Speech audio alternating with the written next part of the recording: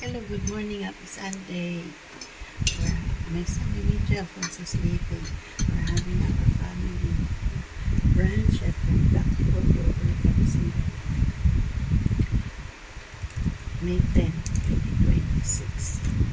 There's this simple, this picture of the simple 75 years of Singaporean retired. My sunshine is there. Enjoy Fox at the Blackboard over Kapsin.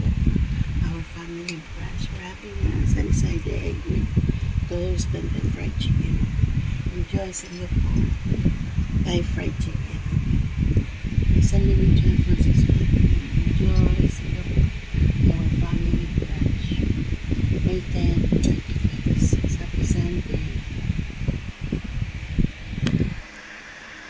Guys, gising po yan. This picture of our family gising.